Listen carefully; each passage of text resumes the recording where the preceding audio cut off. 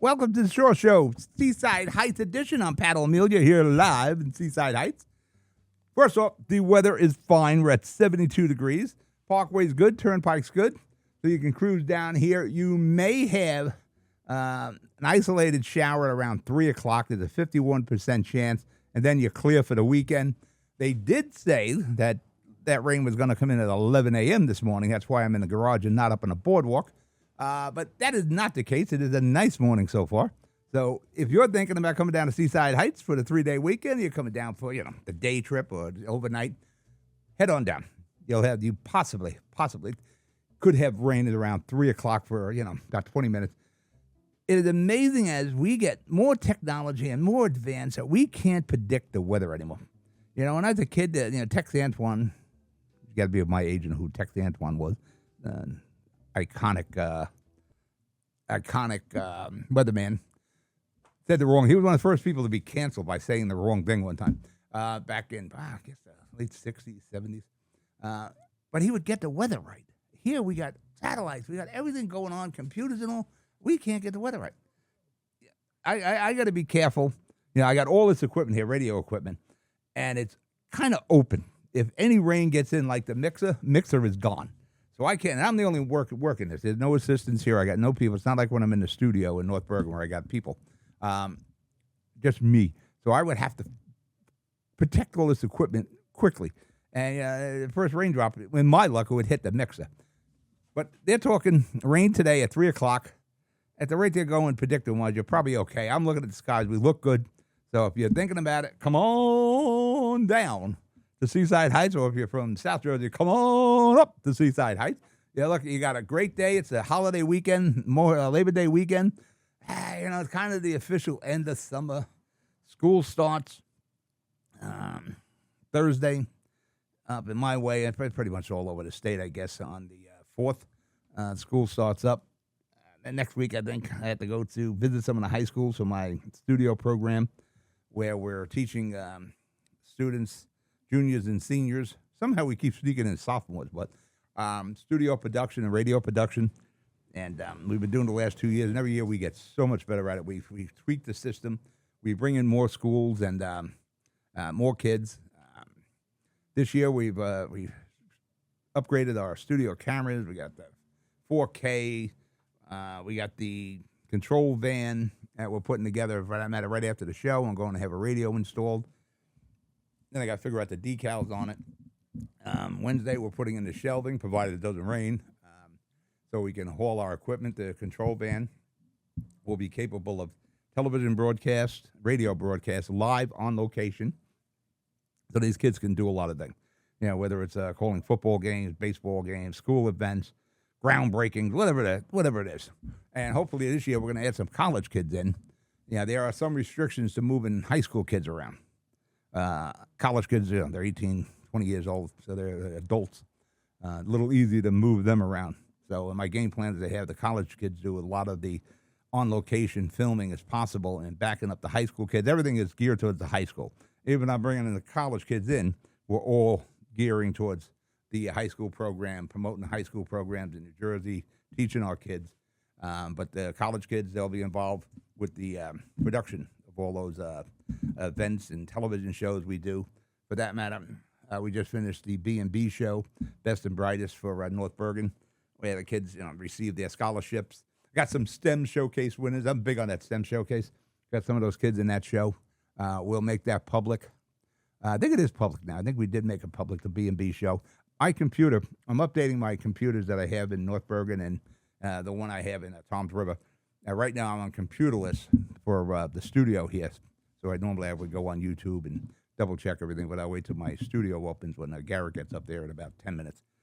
But getting back to Seaside, a lot of things going on in Seaside. Before I break for commercial, I want to remind you again, Parkway's good, Turnpike's good, 72 degrees. I'm looking out here at the sky. I'm in the garage here in Seaside Heights.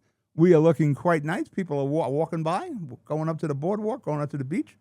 The beach is pristine. Billy Ramboli and his gang have already drug it. They drag it, and it's nice and smooth. The boardwalk is all clean. It is ready for action. The stands are opening up as we speak. So let's break for commercial. You're listening to The Shore Show, Seaside Heights edition. I'm Pat O'Melia here on GGR. I'll be right back. Comprehensive healthcare is here, here, and here. RWJ Barnabas Health is healing, enhancing, and investing in Hudson County with its 2 newest locations, Hoboken and Exchange Place. Within walking distance or accessible by mass transit, our locations combine convenience with primary and specialty care, including cardiology, women's health, orthopedics, cancer care, and more. Let's be healthy together. Burns Brothers Memorials, Monuments, and Markers, 787 Tunley Avenue, Jersey City. Hudson County's only monument maker, serving all faiths and cemeteries. Design, studio, and large inventory on site. Cemetery inscriptions and custom orders welcome. Burns Brothers Memorials, Monuments, and Markers, 787 Tunley Avenue, just south of Secaucus Road. Craftsmanship that will last for all eternity. Burns Brothers, Jersey City, Albert H. Hopper, North Arlington. Visit us on the net. No one plans on heart disease, but everyone should have a plan for it. We help patients of all lifestyles and medical histories plan for healthy hearts. We offer convenient screenings without judgment, hundreds of preventive programs, and women's heart specialists. And we're the largest cardiac surgery program in New Jersey. Make plans for a healthy heart with RWJ Barnabas Health. Let's be healthy together. Consumer Carpets, 3408 Kennedy Boulevard in the Jersey City Heights, your one-stop store for residential and commercial floor treatments, carpeting, linoleum, tiles, laminates, hardwood floors, area rugs, remnants, all major brands, all in stock. Free estimates, same-day installation. Consumer Carpets, it's savings, selection, installation. Credit cards and debit cards accepted. Financing available. Consumer Carpets, price to fit your budget, installation to fit your schedule. On the net at consumercarpets.com. Consumer Carpets, Jersey City, 201-792-2712. All right, we're back. Shore Show, Seaside Heights edition. Pat O'Melia here, live in Seaside Heights. Like I said, weather's good, 72 degrees. You might have some rain at around 3 o'clock for a little bit, but you'll be fine, and then you're good throughout the weekend.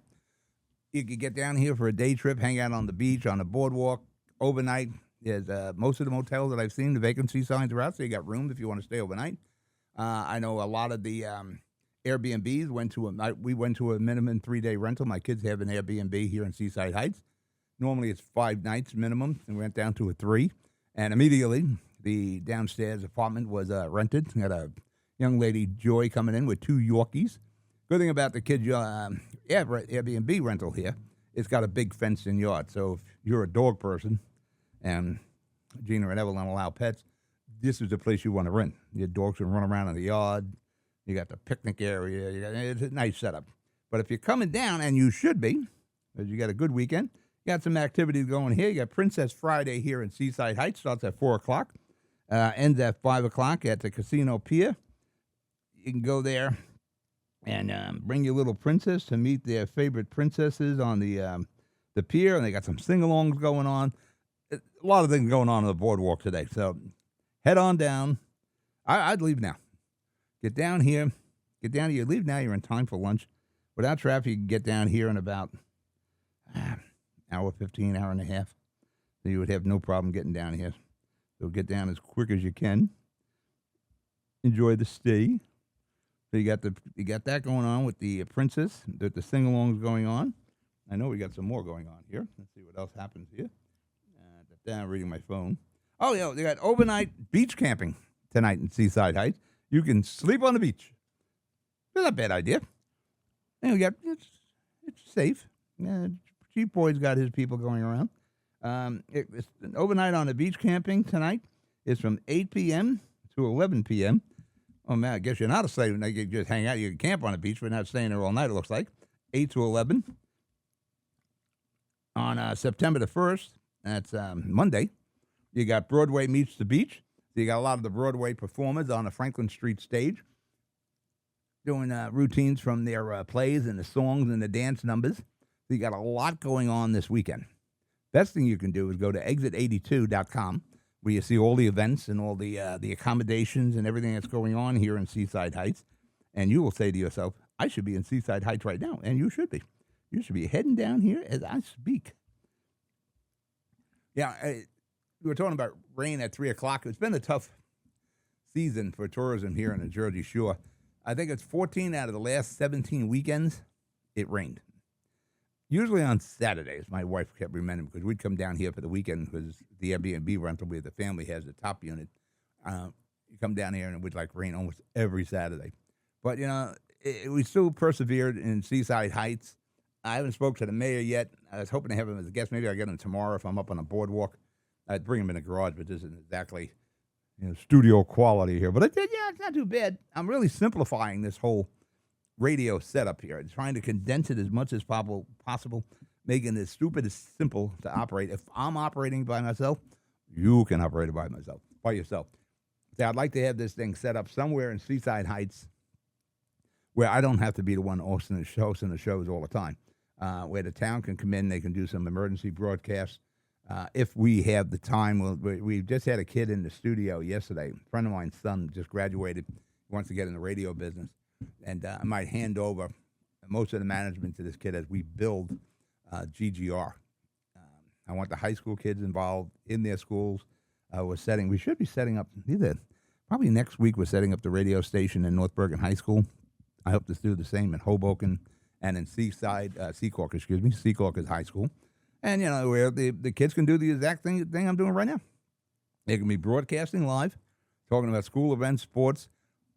I'm going to have the kids in the studio probably twice a month, but I want these kids living the media life as much as possible. And the easiest way to do that, if I can set up little studios in the schools. And school space is tight.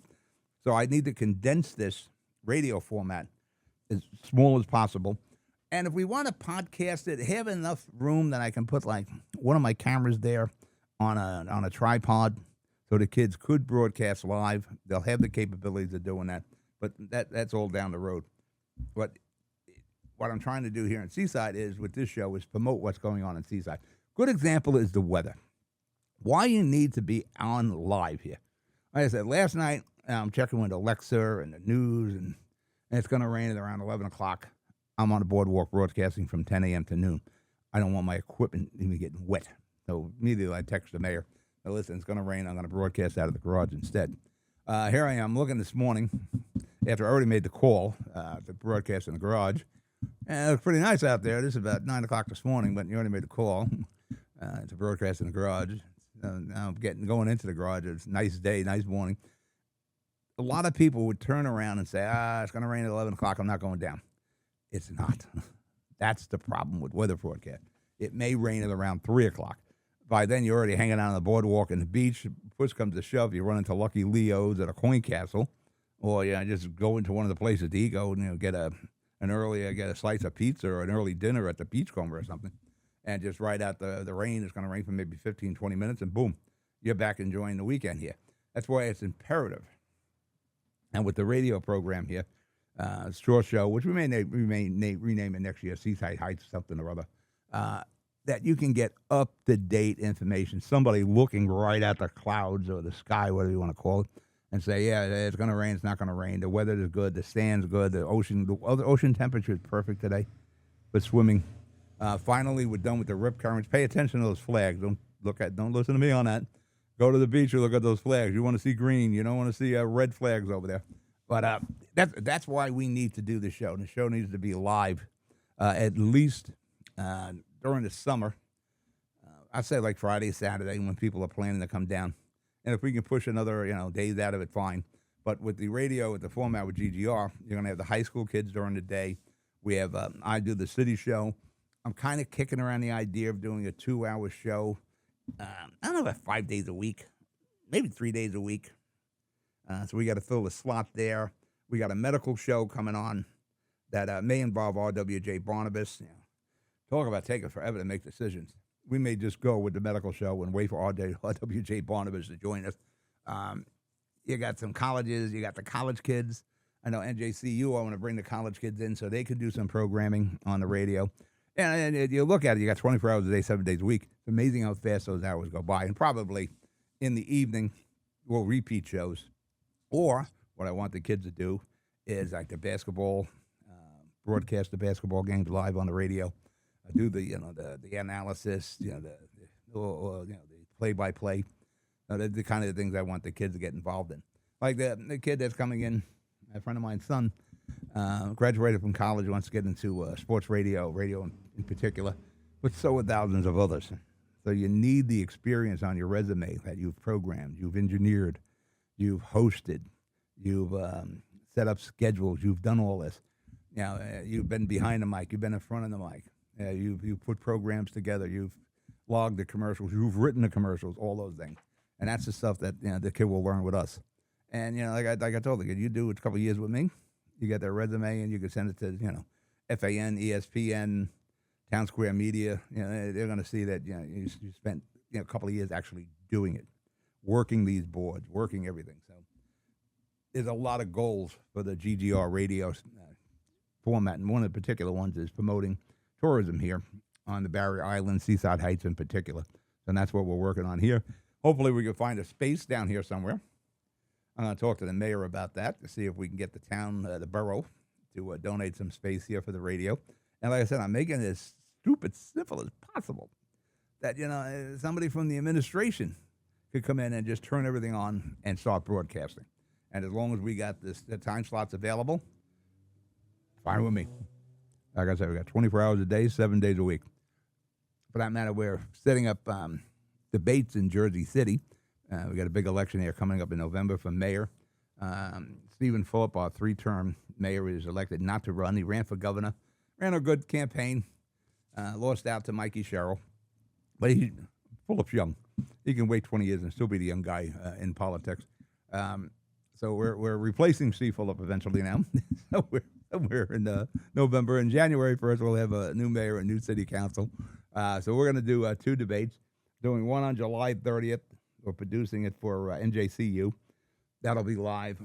I'm planning on doing it in my studio. I know Andy Sabo would like to do it on location somewhere else, but the problem is you got to move like 7 podiums and all this equipment.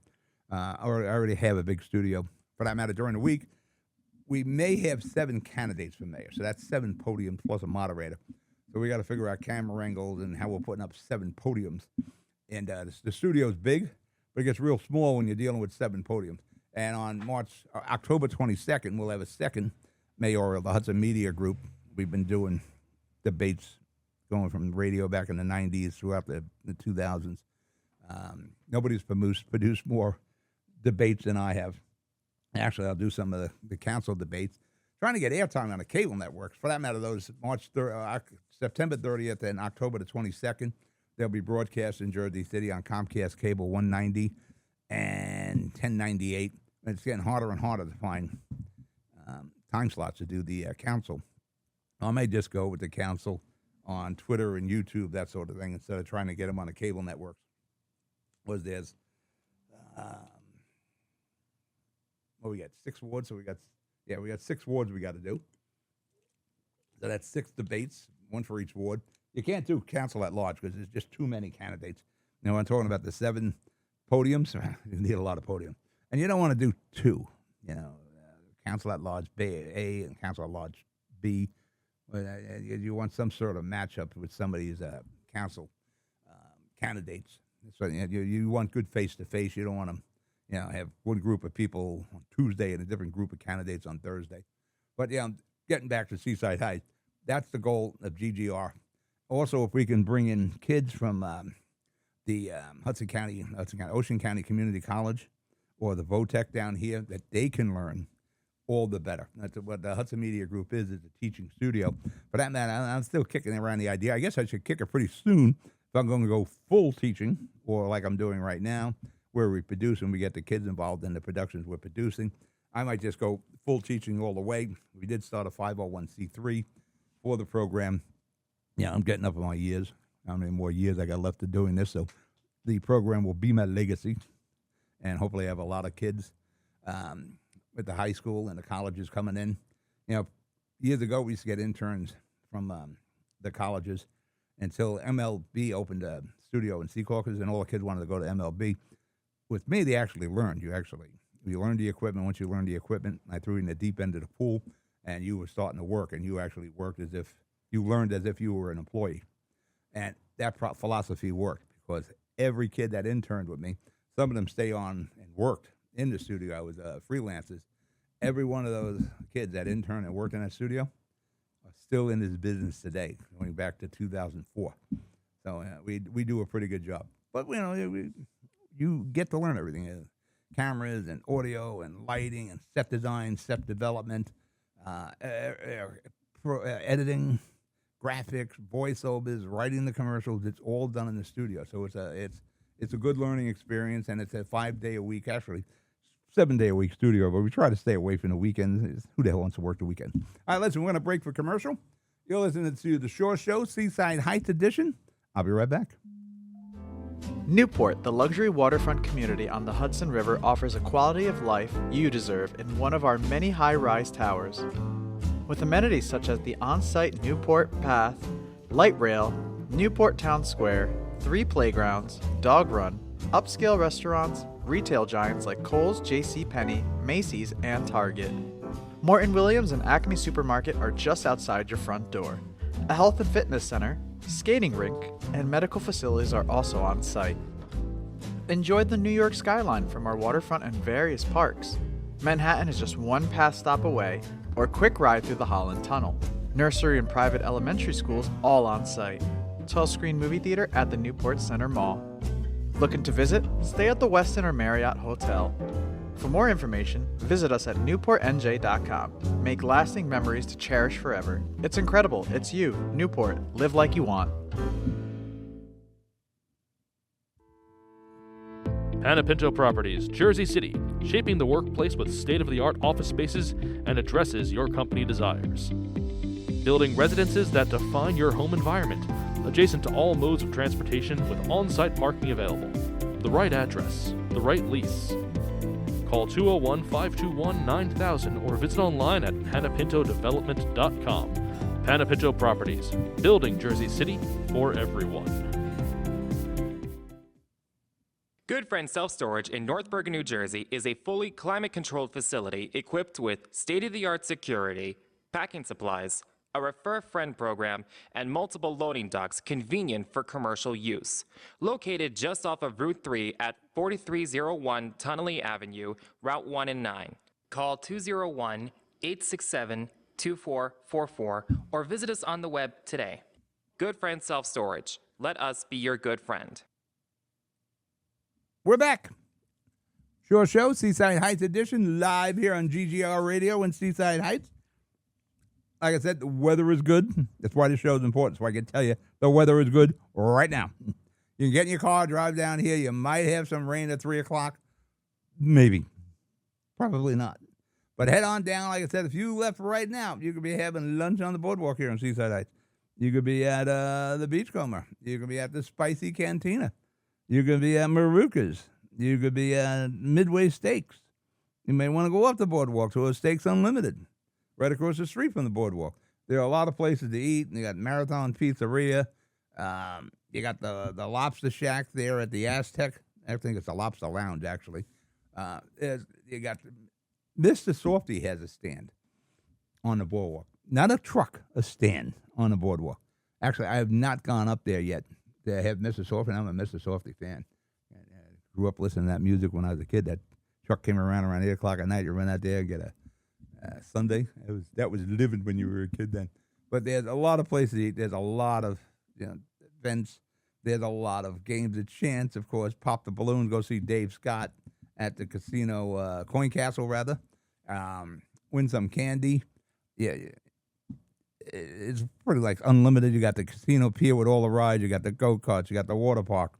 You got the rides. You got the sky ride, where you ride over the boardwalk. You got the carousel house. There are a lot of things going on in Seaside Heights that you should be part of. So get in that car. Get in the car. Get right now. Get in the car. Pack up something and get down here. Let's talk about some things in the news. In the news. Well, another thing you can do down here, I just started to notice, I'm Jersey City guy. We don't do a lot of fishing in Jersey City or crabbing. A lot of fishing going on, a lot of crabbing going on. So if you're into fishing, grab your reel, grab your rod. I knew about that, reel and rod, right? Actually, we used to have a place in Jersey City where you could get bait. There were 2 places. Both of them are gone now. Holly Rod was one up on the boulevard, right across where Tippy's was. A lot of fishing off the fishing piers, Sunset Beach. Everybody forgets about Sunset Beach. That's on the western side of Seaside Heights, right on the Barnegat Bay. You can do some fishing and crabbing there. You got a lot of things going on. You got the boat rentals you could do over there, the ski doos. You're only limited by your own imagination. And like I've said many times, in Seaside, you get a little sick of the boardwalk existence. I got a break. You got the planetarium down here. You can catch the Jersey Blue Claws baseball game. You want to go for dinner, there's a lot of places on 37. My favorite place is the Fortune Buffet. And it's good food, all you can eat. $16 a person. You pay for your first soda, that's like $3. Then after that, all your sodas are free. You can swim in soda. And at Fortune Buffet, you got everything from salads to soup to pizza to French fries to all the entrees, sushi bar, hibachi, ice cream. You like seafood? A lot of seafood. Clams, crab legs, shrimp, chicken, a lot of chicken there. Teriyaki chicken and broccoli, chicken lo mein, the fried rice, Chinese vegetables, egg drop soup, you name it, it's there. They got Chinese food, they got American food, chicken nuggets, which are pretty good chicken nuggets. I have them when I'm there. I have like 3 or 4 of those. If you have children, it's 80 cents a year. So if your son's 10, you're only paying $8 for the kid to eat all he wants, as much as he wants.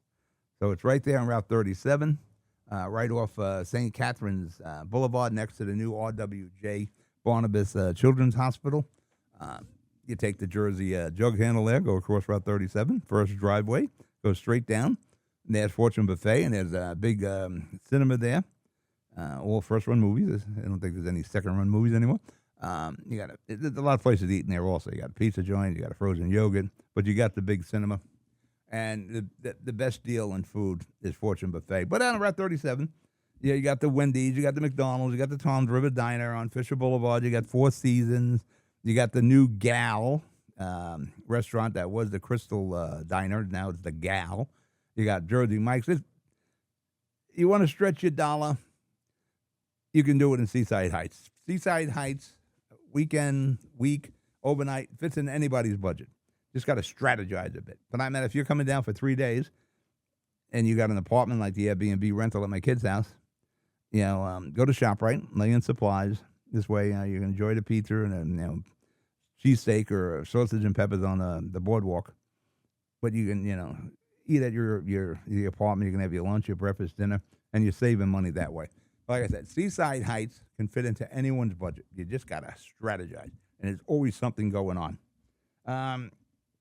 Talk about something in the news. We had the shooting in Minneapolis there at a church where a kid who was a former member of the parish there, and his mother was a teacher at the Catholic school, opened fire through a stained glass window. Killed 2 kids. 2 kids have been identified so far, 8 and a 10-year-old, and 17 or so were injured. And a young guy, 23 years old.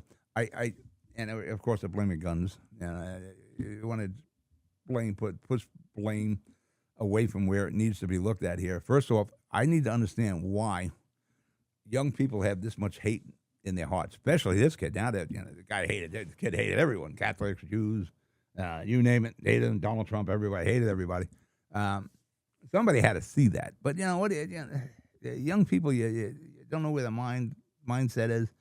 I've been working with the young kids with the high school program, and fortunately, all the kids I've been dealing with, pretty straight shooters. But I don't understand all these shootings, especially when it comes to the kids, and most of them are young people. How do these kids have so much hate in their heart long before life is beating them up? Where does this come from? Is it from the parents? I don't understand. The parents, is this a parental problem? Is it a mental illness? Somebody on the news, the talking heads were saying, well, this is a mental problem. They had mental issues. I guess so, but how do we deal with that? How do we have people with this kind of mental issue amongst us, walking amongst us? And here's a kid that had absolutely no police record, never been involved with law enforcement before, and just goes and snaps and just shoots up all these parishioners. And again, horrible. 2 young kids, 8 and 10, are dead. How do you prevent that? I guess first you have to understand how you got the hate in the heart. I know people blaming the guns. He bought guns illegally. They're hell-bent on killing. They're going to use a car or a truck to kill, knives. There's many ways to kill. Maybe guns make it easier, but if you're hell-bent on killing, you're going to kill. Molotov cocktail, whatever, you're hell-bent. That's the problem. We have to figure out how these kids are getting hate like this. When I was a young kid, we used to call it going postal wearers. Started in the post office, of course. Somebody went in there and shot up all the employees. That was, really an exception. You didn't have this. You didn't have school shootings. It just didn't occur. And guess what? There were guns around then. It just wasn't happening. So we were off the track somewhere. I'm not sure what the problem is and how we got to this, but we have young people who have access to guns. I'm going to tell you, people with access to guns, it was a lot easier getting guns in the old days than it is now. I'll be honest with you, you could buy guns in a bar in the old days. 9 millimeters, 38 calibers. They were readily available in the bar. There was somebody in the bar that was selling guns. There was always guns around, but we didn't have the hatred that we have now. I don't know. I don't know if it's, people used to say it was video games. I don't know if it's video games anymore. Maybe it's social media. I'm not sure. But this kind of hatred in young adults, 18, 19, 20, this kid was 23 years old. How the hell, where do you get the hate? And it's always this, like the kid that tried to assassinate Donald Trump on the campaign. Where do you get the hate for this? A young kid, he has no idea what the hell's going on politically. And you go go out of your way to assassinate a guy running for president. Again, young people.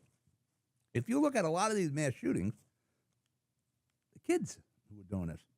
And I don't understand where the hatred comes from. And it's deep in their hearts, this hatred. They want to kill everybody. Somewhere we're losing a connection here. And again, I go back to my youth.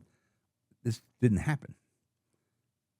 You didn't shoot. We didn't have school security. We didn't have cops in the school. You didn't have metal detectors in the school. You went to school. It wasn't a jail. You didn't have these fears. You can go to work. You go to church. You didn't have this. And again, there were guns everywhere. Guns are, it's part of America, guns, and it'll always be part of America. I know people are anti-guns, and I say, well, guns kill. No, people kill, and it's the truth. We had a situation in New York where they were going to use a truck or use a knife. Well, they push somebody in front of a subway. If somebody's hell-bent on killing, they're going to kill. The thing is, why? And it always comes down to some mental issues. We don't know what the situation with this guy, this kid, Robert, who he transgendered to Robin, supposedly in the reporting that he called himself being brainwashed into the transition. We're missing some steps here. How are these kids? I guess it's called radicalizing. That they're hell bent to kill people, and it's a fairly recent phenomenon in the last 20 years or so. And maybe it has something to do with the advent of social media and the Twitters and the Instagrams of the world and the Facebooks of the world. But again, when I was growing up, this just didn't happen. And again, there were guns everywhere. There were guns in the homes. It didn't happen. For that matter, you knew where the guns were in the home. And even if you had a fight at school, you didn't bring the guns to school. You fought, you got your butt kicked, or you won, whatever the case. If you didn't take the guns, all through school, and we never had a gun issue in all the years of school. It just didn't happen. And, you knew where the guns were. If you're my age, I'm 68, you grew up, you knew where the gun was in the house. You knew where the guns were in your uncle's house or your aunt's house. Or your brothers, you knew where they were. And they were in a lock and key. They were in a drawer somewhere. These things didn't happen. So somehow we need to look at what was and what is to find out what is corrupting these kids to this degree. Maybe the answers to the present are in our past somewhere. But is it incredible that young people have this much hate in their heart? And it's astonishing that we're seeing this. And we're seeing it with such regularity. And two, you're not even shooting somebody you know, somebody you got an issue with. Strangers, young kids, 8, 10-year-old kids. It baffles me. And like I said, when I look back on my childhood, born and raised in Jersey City, there was always some issues. There's always politics. Maybe we're getting too deep into politics. Yeah, I cover politics for a living here, but maybe we're getting too deep in the woods here with this. You campaign. Even as a kid, I remember campaigning with a young kid, like 8, 9 years old, campaigning for Whalen. Mayor Whalen got bit by a Doberman pincher, given that there's a Whalen paraphernalia and pins. Probably should have been a warning there, an omen. Get out of politics now. But after the campaign, that was it. You hope these people ran the city or the country well.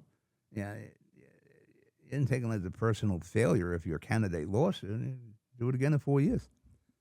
Now, there's always some political aspect to it. You hate the Republicans, we hate Magna, we hate the Dems, we hate Harris, we hate Biden, blah, blah. There's a lot of hate in this country. And it wasn't there before. So maybe there is something to the social media. Maybe there is something you can express yourself on Twitter and Instagram and Facebook. For that matter, I've seen somebody on the news. They're working on an AI program that they're going to introduce to the police department, where AI, which is really becoming more and more, like almost every day, the sun's really getting bright out there now, the AI will scan all these posts on Twitter and Instagram and Facebook and MySpace. There's still a MySpace out there. And it'll look for, threatening posts or manifestos that are threatening, and law enforcement will get to look at that. And they can investigate that. I'm not 100% sure I'm in favor of that, Big Brother doing that. There are some rights to your opinion. But I guess if you're threatening any particular group, you should at least have a conversation with someone. But you should be allowed to say what you want. I'm not saying everybody has to love everybody. You don't. But you have to be tolerant of everyone. And you certainly shouldn't get so deep in the woods that you have so much hate in your heart that you want to kill people you don't know. You're not killing somebody that stole your car or your wife or something like that. You have some issue with. These are 8-year-old kid that was just killed. This is just pure hate in the heart. And you don't know what the mindset is. What are they going to try to accomplish here? And then eventually they kill themselves. It's absolutely awful. And today, you got an 8 and a 10-year-old kid dead, boy and a girl. So far, you got 17 wounded. All right, let's break for commercial. You listen to The Shore Show, Seaside Heights edition. I'll be right back. Comprehensive health care is here, here, and here.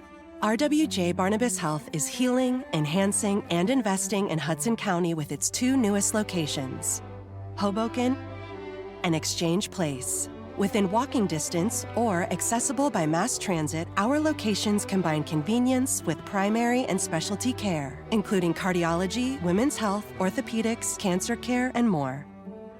Let's be healthy together. Let's be healthy. Burns Brothers Memorials, Monuments, and Markers, 787 Tunley Avenue, Jersey City. Hudson County's only monument maker, serving all faiths and cemeteries. Design, studio, and large inventory on site. Cemetery inscriptions and custom orders welcome. Burns Brothers Memorials, Monuments, and Markers, 787 Tunley Avenue, just south of Secaucus Road. Craftsmanship that will last for all eternity.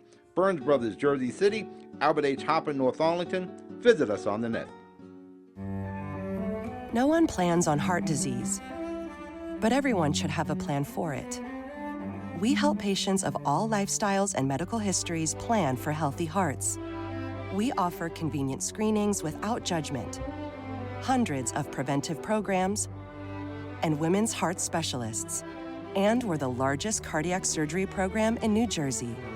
Make plans for a healthy heart with RWJ Barnabas Health. Let's be healthy together. Consumer Carpets, 3408 Kennedy Boulevard in the Jersey City Heights, your one-stop store for residential and commercial floor treatments, carpeting, linoleum, tiles, laminates, hardwood floors, area rugs, remnants, all major brands, all in stock. Free estimates, same-day installation. Consumer Carpets, it's savings, selection, installation. Credit cards and debit cards accepted. Financing available. Consumer Carpets, price to fit your budget, installation to fit your schedule. On the net, at consumercarpets.com. Consumer Carpets, Jersey City, 201-792-2712. All right, I'm back here. Pat O'Melia, Show, Seaside Heights edition on GGR Radio, live in Seaside Heights. I tell you, things are getting busy. I'm seeing people come out of the big condo across the way. Got their beach chairs, they got their towels, got little collapsible carts. They're rolling all their stuff up to the boardwalk and the beach. They're looking forward to a good day. The sun is out. It's very sunny out there now. So it looks like it's going to be a very good day. Like I said, they're reporting a 51% chance of rain at 3 o'clock, the same 51% they reported for 11 o'clock when I made a decision to stay in the garage. Not bad, it's not bad. I just got to clear up this garage a little bit more. Not a bad location. Right next to the router for the broadband, and we're digitalizing this. It's all digital radio here. So the closer you could be to that router, the better off you are. What else do we want to talk about? Talking about crime and the mental situation, and in every one of these cases, and you hear it so much in New York. Last week, a crazy guy was chasing this woman down. He was harassing Uber drivers, harassing a store owner, threatened to kill the woman, and a boyfriend got involved, and finally the cops got involved. But it's almost a daily occurrence where somebody's off their meds, there's some mental issue, he pushed the person in front of a train or in front of a car, or he stabbed somebody. We have to come up with some sort of plan to deal with the people with the mental issues. I'm just way above my pay grade, but you can't have these people who are violent, mentally violent, walking amongst us, walking amongst your mother, your daughters, your wives. We've got to wean this out. And brings me to the thing with crime here, what President Trump is doing in D.C. And according to statistics, and, he's standing on these statistics, how he's cracked down on crime in D.C., and it looks like he's done a pretty good job of it. Every in the street interview I see, the people are safe again. They feel safe. They can walk around in D.C. I didn't realize it was that bad in D.C. I know about the California issues. Of course, you know about Chicago. It's like a murder an hour over there. We're right across from New York City, so we know about the crime situation there. And everybody's talking, well, crime numbers are down. Well, they take one number out of all the crime categories. Numbers are down. This number's down, but the rest of them are shooting up. Trump is actually making an impact in D.C., and he was talking about possibly extending this using our military to get a grip on crime in some of these major cities. And now you got the people firing back, and it just happens to be they're all Democrats. I'm sure there's some Republican cities that have crime issues also, but what you hear is the major cities. Somebody was telling me Albuquerque, New Mexico has a high crime rate. Well, who talks about Albuquerque, New Mexico? You're talking about Chicago. San Francisco turned into a complete cesspool. For that matter, I think the people of San Francisco are suing San Francisco over the open drug dens and the homeless and the crime. The residents are suing the city. San Francisco has declined that much. Same thing in Los Angeles. The quality of life has declined that much. Businesses are moving out of there. San Francisco, they've already moved out of there. Twitter moved out of there. People are getting out of there while they're still alive. So when you talk about hearing the crime, yes, you hear it in Chicago. There's a lot of murder in Chicago. Even if they say the murder rate is down. We normally shoot, 6 people a night. We're down to 5 people a night. So the crime numbers are down. New York City has this. These are huge cities. I'm from Jersey City, mid-sized city. Folks got a pretty good handle on it. You don't want to jinx anything. But, we've been okay with the homicides, the crime. Some numbers are up, some are down. It's the nature of the beast. You got to make sure the violent crime numbers are down. You don't want home invasion. You don't want murders. You don't want the muggings, the assaults. Especially, those are the ones you want to make sure you crack down on. So Trump has made an offer to the major cities to send in the military to help them get a handle on crime. They've been locking up people and taking guns off the streets in D.C. nightly now, and it's made a difference in D.C. It is amazing. It amazes me to hear the leaders of these cities they're the guy from Chicago, the mayor. They should recall this guy now. They should just take him out of City Hall. This guy should not be running any city, no matter what side. No matter what side, this guy shouldn't be running a city. He's on, I think it's Morning Joe. I've seen the clip. I don't watch Morning Joe. And I'm watching the clip, and it's, I think a boyfriend and girlfriend, the host there, maybe a husband and wife. And he's asking the mayor about taking up the offer from the president. This guy is dancing around. They should have played music. And the guy, Joe, the Joe guy, he's getting frustrated. This guy can't answer a simple effing question. He's given all these friggin' reasons not to answer this question.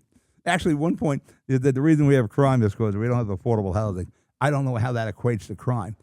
If you have a crime issue in your town, and there is or city or borough, whatever it is, and there's an opportunity, we have a huge military. Fortunately, we are not involved in any wars. Thank God we don't have our kids boots on the ground anywhere. You have an opportunity we can possibly use the training to solve the crime problem, or at least eliminate some of the crime problem in your town or city. You should take that. I got to ask Mayor Phillip or James Shea, the public safety director here. Would you take that opportunity? You're getting free law enforcement. Now, a lot of these towns like Chicago, they were saying like they're down 2,000 police officers or something like that. Why? Oh, we want to defund the police. We want to do other things. Yeah, these other things aren't working. Police work. That's your first line of safety is the police. That's why we have to be so supportive of the police. If they're the problem, you call the cops. And there's some of these mayors, well, all we need is social workers who respond to a crime. No, you don't. Unless that social worker's got a gun, I don't want the social workers responding there. We need to lock this person up. I don't want to negotiate with this person. I don't want to hear about his terrible childhood, which I had a pretty bad childhood. I'm not out there robbing you, and I'm not shooting at you. I don't want to hear that. I want this person locked up. I want him off the street before he hurts my kids, or your wife, or your mother. And it's social work. Yeah, we'll send social workers in there. They're going to talk to the person who's robbing their store. And Mondani guy, this crime is going to. I tell you, the Mondani guy in New York, if he wins, crime is going to explode in New York City. The trains, there's going to be a lot of room on the trains because people are going to take the train out of New York City and not coming back. This guy wants to do away with misdemeanor crimes, anything under $1,000. You're stealing everything over there. You're the guy, the hot dog vendor on the corner. Nobody never get paid for a hot dog again. Subways, you're not paying for a Subway sandwich anymore. You won't even get into they're locking everything up, lock and key in New York City now. But I just seen that. Where we at? We were at Walmart yesterday. And they had eye medicines. I was looking to get eye wash. And they had like all these eye medicines, eye vitamins, and various medicines for eye situation, all behind lock and key. I seen it on TV in New York, but I never seen it in Jersey. Ooh, now it's happening here. I tell you what, if Mandani wins, and I don't understand how we would elect a socialist in a capitalistic society, the greatest nation on the planet in the history of this world, is built on capitalism, built on you can be whatever you want to be to some degree. You're not going to be Beyonce or Taylor Swift unless you have that talent, natural born talent. But education-wise, you can be what you want. Our school systems are pretty good. We got good teachers. We kind of handcuff our teachers. But you're going to get an education. I got daughters who went to the public school system. They're PhDs. You can be what you want to be. You can get the education and do what you want in your life. You want to be a lawyer? You apply yourself, you can. You want to be a doctor? You apply yourself, you can. There's nobody holding you back. And it doesn't matter what race you are. You can be a doctor. You can be a lawyer. You can be an accountant. You can be a plumber. Whatever you want to be. You can do that in this capitalistic society in America. They always say, well, you grow up to be president. There's only a few of them, We're about to hit our 250th birthday. We have 47 presidents. There's only a few of them. You got a better chance of being Beyonce probably than being a president. But you can be in this capitalistic society. I don't understand how we would vote for a socialist because New York City is going to go down real fast with a socialist agenda there. What it's going to do with misdemeanor buses will be free. Well, are they? Are the bus drivers driving for free? Are they getting the fuel for free? Are they getting the buses for free? No. You're paying for that. They're going to tax the hell out of you. They tax the rich. Oh, man. Mondani's going to look like Robin Hood. He'll be dressed in green with a feather in his cap. He'll be stealing from the rich and giving to the poor until the rich are out of there. And the thing is, the rich can move anywhere now. In this the technology we have, yeah, you can run your business from Texas in New York. You don't have to be there. But the crime will explode. You're going to freeze rents, or freeze rents. You know, you're going to have buildings will go into a state of disrepair. You'll freeze the rents, but you're not freezing any expenses. You're not going to freeze the taxes. No, you won't do that. You can't freeze anything. I almost use the S word there. You can't freeze crap. Let's put it that way. All you can do is make it difficult for people. The people who are actually contributing to society. People who are contributing to the city. That's who you're going to hurt until they get the hell out of there. And somebody once told me, the socialism works until you run out of other people's money. So it'll be amazing to see what you happen. The problem is you don't really have good candidates. I would probably stay in New York with Eric Adams. He seems to be a straight shooter. You know, he has some people around him that, you know, got jammed up with doing things they shouldn't. But, you know, it always seems to happen in that first year of an administration. You know, you bring your troops, the people that were with you, they campaign for you. You're going to put them in your administration somewhere until they, you know, it happened mostly, like I know Steve, the people he came in with, Steve Fulop in Jersey City, aren't the people that are there today. Yeah, he gave them enough rope to hang themselves, and they swung. So we got rid of those people, and then it all settled down. That first administration, you know, there's some bad hires in there, but you work it out. You figure it out. And that's what happened with Eric Adams. I think if he was to get a second term, he would correct those mistakes. He seems like an honest guy, a straight shooting guy. I don't see Sliwa. Sliwa doesn't keep his word. I have a history with Curtis Sliwa, with Jersey City and the old Jersey City show. We're on TV with that. Cuomo, I don't know. But it looks like it's between Mandani and Cuomo. And maybe they're talking about in New York where Adams and Sliwa should drop out, so it's a straight one-on-one between Mandani and Cuomo. And that'll make things a bit easier for Cuomo. But I think people are buying the free stuff in New York City. Oh, we got this free, and we'll get free food, we'll get free bus rides, we'll get free transit, we'll get free trains, and we get free. Not free, man. New York will explode if this guy becomes the mayor. That guy in Chicago, the mayor there, who was a complete imbecile, who couldn't answer a question. Mandani's the same deal. So it'll be interesting to see what happens there. But these cities that are turning down the opportunity to get assistance in fighting crime, you're going to lose elections. I tell you, I don't know anybody who has a problem with Trump trying to fight crime. Somewhere along the line, you or somebody you know has been involved, a victim of some sort of crime. And nobody wants that. So you have Donald Trump getting involved. You know, I believe in home rule and states control what they should control.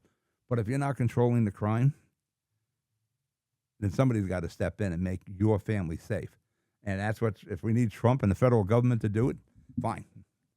But to see these people come up with all these excuses, and I love it, they keep saying, crime is down. Well, yeah, we were averaging like 6 murders a night. Now we're only averaging 5 murders a night. So we're doing good now. No, we got to stop that altogether. And it just astonishes me that these leaders of these towns, these mayors, or Gavin Newsom, God. Yeah, again, I'm not in California, but I watch the news, I read the papers, I read all the sites, and yeah, you see what's happening in California. California is turning into disaster. Yes, San Francisco is a great example of mismanagement of a state and a city. And I've never been there. My wife has been to San Francisco. She told me how beautiful it is. Now she sees these shots on TV, and she's like, my God, what happened here? What happened is bad management. And I spent tolerance before. Maybe we're too tolerant on some things. You just can't have people pitching tents in front of your house and go on your sidewalk. That has to stop. We've got to accomplish something with the homeless situation and the people with mental issues. Again, when I was a kid, we had some hobos. You didn't have them living on your sidewalks. You didn't have them committing crime. There were some guys that, lived under the skyway. Would sleep there. I don't know, maybe they didn't live there, but they would sleep there. But they came in handy for us kids because they would get us 6-packs. We'd give them like $1.35. They'd go to the bar and get us a 6-pack. We give them a lot of beer, the $1.35. There were like 6 or 8 of us. A guy would get a couple cases of beer. And, you got to keep like $2 or whatever. We gave them $2, $3. They were useful hobos, for us anyway. And we knew the guys. They were never an issue in the neighborhood, but they weren't like mobs of them either. They made like 1 or 2 people, hobos. And that's why we call them hobos or bums, one or the other. Now, you go up to Journal Square. My God, in Jersey City, there's some problems there. On Central Avenue. In the Heights, we got problems there with homeless or mentally challenged people. You can't have them walking amongst us because there's going to be problems. There are problems. So any leader that's not taking the opportunity to get help from the federal government that you're paying for already, you're getting free police assistance. Take it. Why would you not?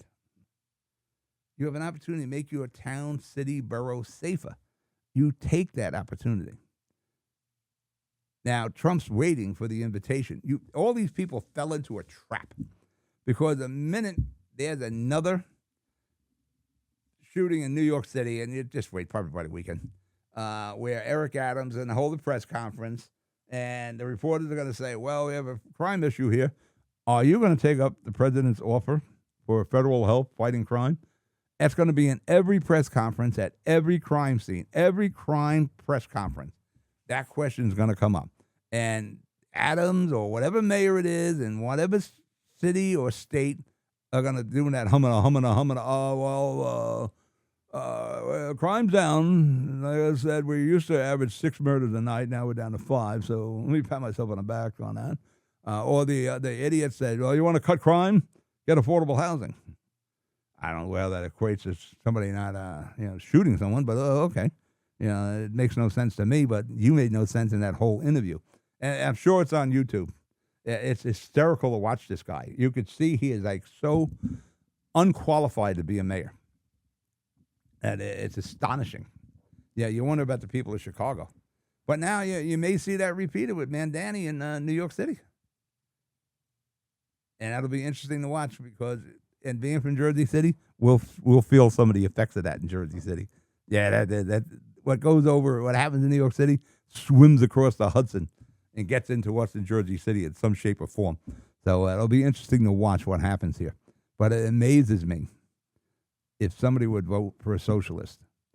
And all you really have to do now, because I didn't realize this guy in Chicago was the same as Mandani until it was pointed out. Just go look at Chicago and see what New York City is going to become. All right, if Mandani is the mayor there. All right, we're going to break for commercial. We're finishing our first hour of the Shore Show, Seaside Heights edition. I'm Pat O'Melia here on GGR. Don't forget, download the app, by the way. The GGR app is on Live 365. Download the Live 365 app. It's free. There's a lot of programming on it besides me and the GGR group. There's music, all sorts of stuff on there. And it's free to use. Download it. Then you just tell your smart speaker or your phone or whatever, play GGR. We'll be right back.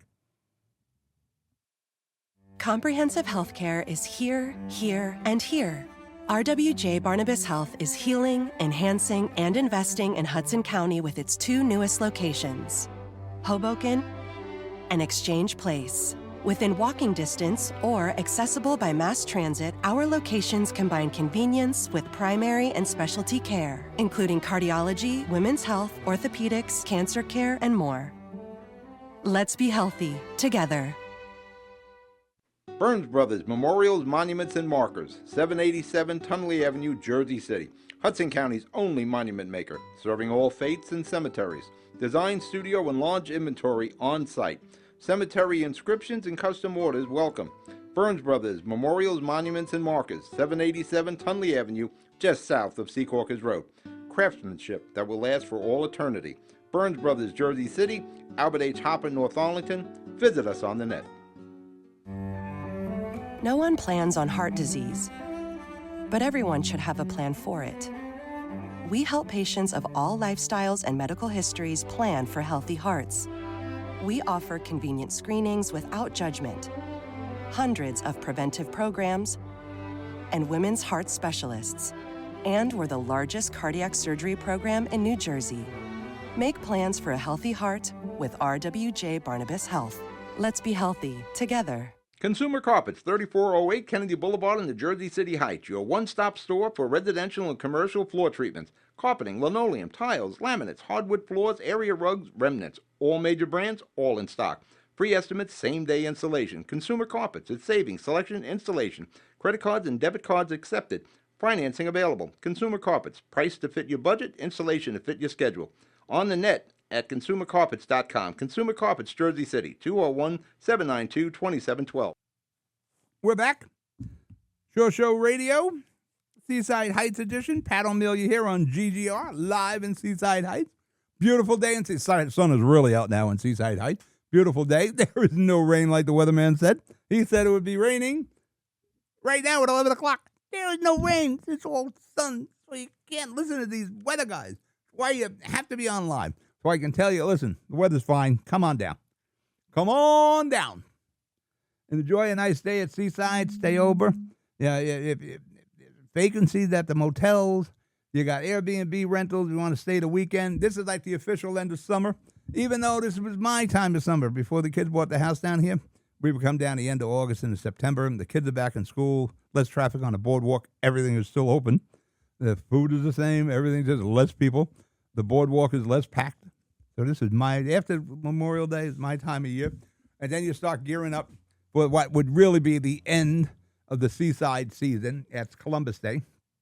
Big festival here in Seaside Heights. Starts the Friday before Columbus Day. Begins on Grand Avenue at the boardwalk. Goes all the way down to Central Avenue. There's vendors, there's singers, there's concerts, there's food. There's more food, and then there's even more food. And again, the boardwalk is completely open. The rides are open. The stands are open. You got the big raffles. Don't forget the raffles. I think it's 3 of them. You got the 50-50 raffle. You got the Jeep up there. I think the third one is ski-doos or kayaks, that sort of thing. That's a big event for Monday, Columbus Day. They do the drawing. I think it starts at like 3:30 and 3:30. Then like 3:40 is the second drawing for the ski-doos, and then there's the big Jeep is I think the last drawing. And then you also have the Ocean County Columbus Day Parade on Monday. Good parade. They work on that for all year. And you got the Italian dances at the festival.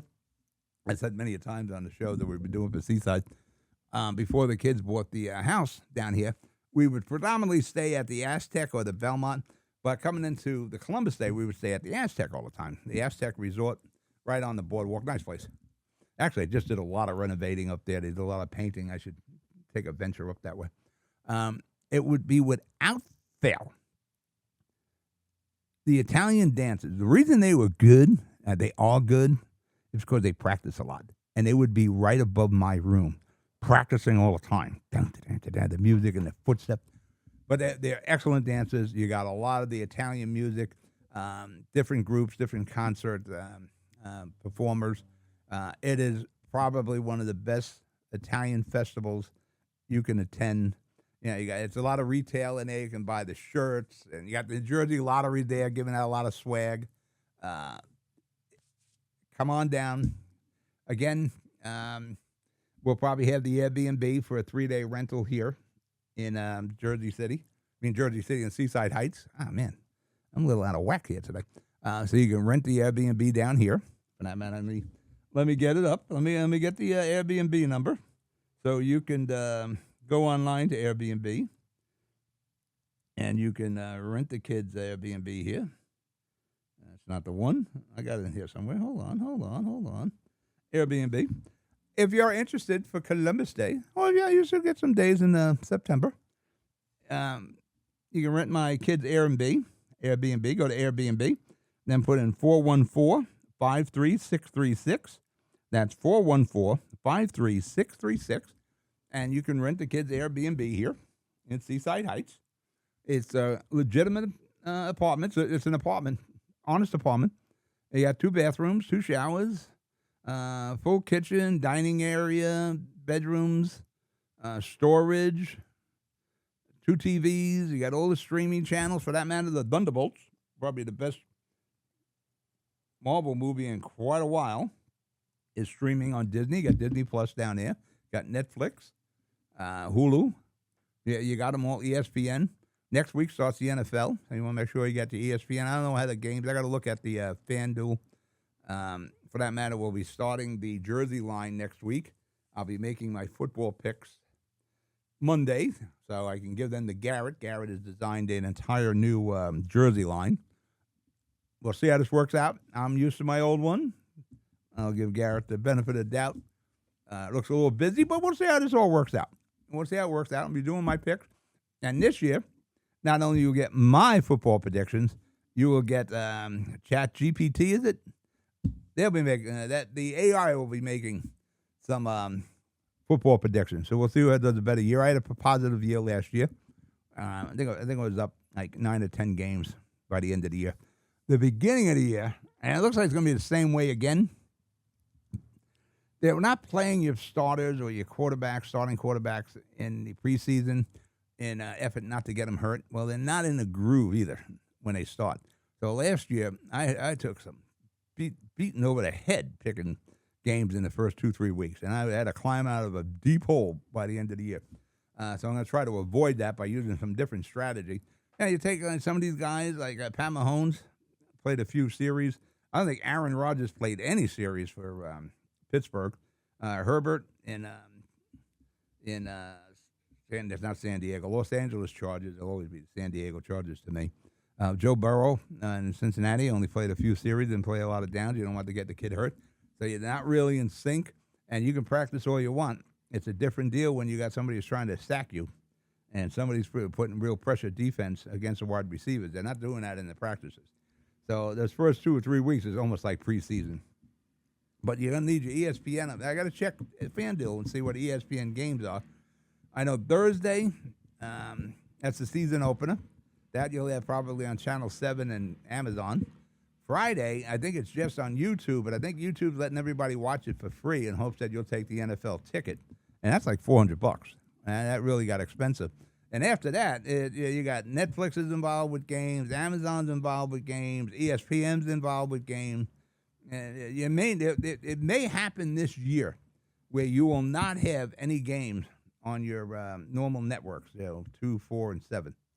We'll see how that plays out. But I look at the FanDuel. I get the point spreads from FanDuel, and they tell you where the games and the times are. So look at FanDuel. And again, if you're going to bet with your head. Don't bet crazy. You can bet $5 on FanDuel. You don't have to bet 20, 30. Red light cameras. Remember the red light cameras? We had them for a while in New Jersey, and they were bad. As simple as that. Assemblywoman Joan Quigley and I, both of us we'd ride down or go down to pick up my wife from work downtown Jersey City going into Newport. And I would constantly get a ticket on Jersey Avenue and 18th. Whether I went through that red light or not, I was getting a ticket. And they would not. Listen, I'm part of the political scene in Hudson County, and they'd have a review board who would look at the footage and make a decision on should you get a red light ticket or not. I couldn't get the names of these people. I would give me the names, who's making these decisions. I want to talk to these people. They're top secret. We can't have that. Bull. But these were so perverted, these red light camps. It was just a money grab for the municipalities. And eventually, they were shed off. There is legislation in Trenton to bring them back. Bring back the red light camera. Here's my deal. I'm not a big proponent of bike lanes. I'm not at all a proponent. I think it's a waste of infrastructure for a mode of transportation that is not 24/7, 365. And it's not even used. Yeah, we all see these bike lanes are empty. If you are going to enforce red light cameras on vehicles, motor vehicles, then you have to enforce them on e-bikes and bicycles. Because I see a lot more bicycles and e-bikes running red lights than I see cars. And the argument is, well, how are we going to do that? They don't have license plates. Bingo.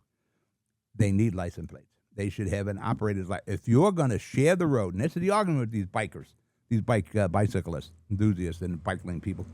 Well, what are you going to do? You're going to have a 6-year-old go and get an operator's license? Okay, I will. There, you happy now? We can get a coloring operator's license test. We can do that. But this stops. There's no effing way you're bringing back red light cameras unless they also enforce e-bikes and bicycles also. Simple as that.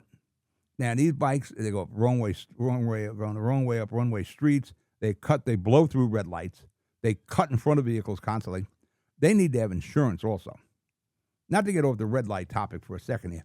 These vehicles can cause an accident. You just can't have them pedal away or ride away if they cause the accident. We need license plates, and we need insurance on them. Now, the 6-year-old kid, 7-year-old kid, first off, they shouldn't be in the street anyway at that age. Not probably till later when they're more certain on their ability to ride a bike and more comfortable being in the streets. Now, listen, as a kid in Jersey City, I rode all over Jersey City. I rode all over Kearney, all over North Arlington, all over Union City. We had our bikes after school. Everywhere. It was a journey for us. We got home every night safely, and there were no bike lanes. And the cars didn't have disc brakes. They had drum brakes. There were Pontiacs out there who had horrible brakes, Pontiacs. I don't even think we had crosswalks back then. Yeah, I know we didn't because I was a patrol boy at school. We didn't have crosswalks. I crossed you at the intersections, and every kid made it. I was a patrol boy for like 2-3 years. I never lost a kid. Now we have cops, and people were paying to do that when you would have Pat, the 6th, 7th, and 8th grader out there doing it. Crossing the kids. Did a remarkable job. Never lost a kid. Now I got cops and people I'm paying crossing guards to do that. I had my white belt with my patrol boy badge on there. Everybody made it home. Everybody made it to school safely with Pat on patrol. There were a bunch of us like that. We were all on the intersection. But once you got a couple of blocks from school, you were on your own. Now, I see crossing guards like 5-6 blocks away from school. Now, why don't we just take the kids' hands and have the crossing guards walk them home? God. I wonder why there's snowflakes. Well, these kids learn anything anymore. But getting back to the red light camps. Unless you're going to enforce them on all the vehicles that share the road with us. So the bicyclists say, we need to share the road. We all have to share the road together. Yeah, yes, I agree then. You need to be ticketed too, and we need to put a license plate on you. And we need to get insurance on you. And you got to have some sort of operating license. We got to make sure, first of all, that you can read the sign, because that's what happened with a truck driver. And a guy that killed 3 people. Illegal immigrant out of California, got a CDL, was California's ideology out there. A guy's driving to Florida, misses a turn, makes an illegal U-turn into an official use U-turn only, all the way from the right lane. He's got a rig, a tractor trailer, 48 foot with the cab. Hangs a left. Family in minivan's coming right under the belly of the trailer. Everybody's dead. Turns out the guy can't read the signs. He has no idea what the signs say because he's not from here.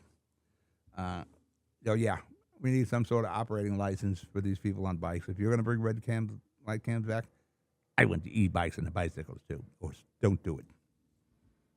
Nada. On Tuesday, if you are a fan of NJ 101.5, Bill Spadia is returning. Bill Spadia was a longtime host, was there about 10 years. Ran for governor. Really got blown away in a governor's race. I thought he was going to do much better than he did. Completely failed at running against Jack Citarelli. Jack crushed him like a bug.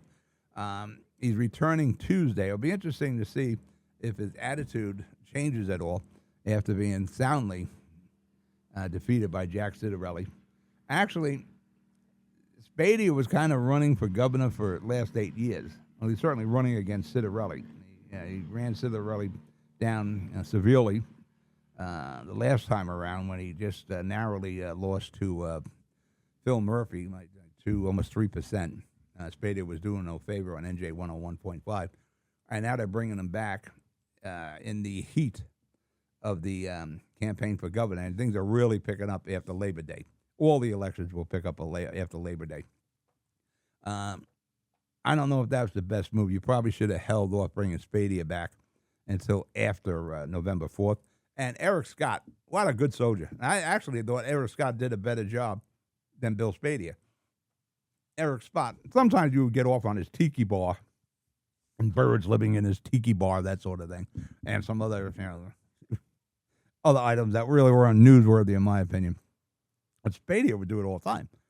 Spadia would be talking about ham and egg sandwiches and raising chickens and how he hurt his elbow and all this stuff. I just want the news. Give me something I can listen to. Kind of like what I'm doing here. I'm trying to give you the news. I'm not going to talk about, my knees. I got to get my knees replaced. I'm not going to talk about, I went out yesterday to Walmart and I bought oil filters because I want to do oil changes on my car. Or I have to go and buy glue for my rear view mirror on my 1994 Oldsmobile. It was so hot a couple of weeks ago, the glue that holds the mirror on a windshield just gave way. So I pick up the glue. I've done this many, many times. For that matter, I just had dinner with my kids. We went to see the movie Weapons. And we went to a Red Lobster, and I was telling the kids I got to see if my repair held up. My mistake was I cleaned the area where I got to put the metal piece to slide the rearview mirror back on. And I'm looking at the pack, and I thought the pack was the alcohol. I already had my own alcohol. Got my own little repair kit there. I cleaned the area, take the tube out, put the glue on there. I'm sticking it on the windshield, and I'm getting ready. And this thing really isn't sticking well. And then, like, in the back of my head, these voices came out. That's not alcohol. That's the glue activator, Pat. Uh-oh. Opening the pack, dabbing it on the glue that I got on the dashboard, on the windshield, rather, and I'm putting it on the metal piece, and it's stuck now. But it was too late. It didn't hold. Yesterday, I forgot I even did it. I didn't use the car for like a week. Oh, let me make sure my repair held. Go in there, just touch it, thing falls right off. So now I got to go get another kit with the glue and the activator and use it the right way. Now I got to scrape off the glue that's on the windshield, then try again and give it a day to cure. So I'll be working on that. But these are the kind of things. Do you really want to listen to that? My issue? No. You want to hear what's going on. You want to know what's happening here. You want to know about like red flag, like cameras, newsworthy events, that sort of thing. You want to know what the weather is in Seaside Heights. And you should know what the weather is in Seaside Heights. Right now in Seaside Heights, it is still 72 degrees at 11:16. The ocean temperature is really nice. A good day to swim.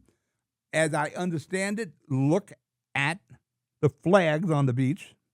You can swim. There's no rip currents going on. Had a lot of that the last week or so. So be careful. Enjoy the boardwalk. Enjoy the beach. Pay attention to the lifeguards and the flags. And we'll all have a good holiday weekend here. It's the official end of summer, Labor Day. Let me go into some more things here. Spadia. But getting back to Spadia. And Eric Scott, again. Eric Scott, a good soldier, and he's going to stay there. I think he heads up the news division. I thought he did a better job than Spadia. But I guess the Town Square media felt differently. But I tell you what, I bet you that Spadia is going to be on a short leash because he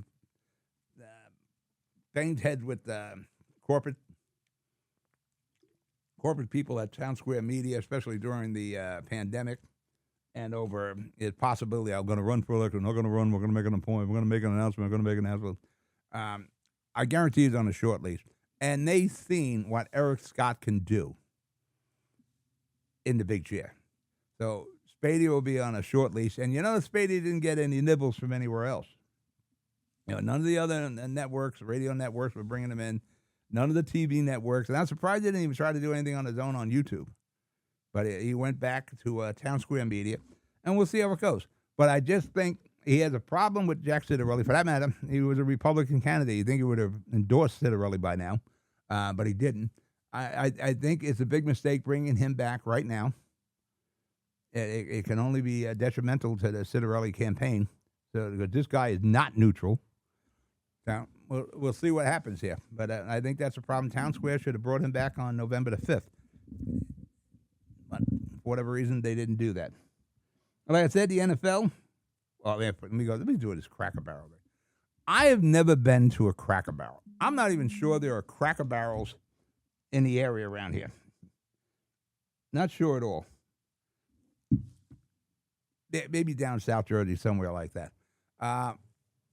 They decided to renovate the restaurants and change the sign.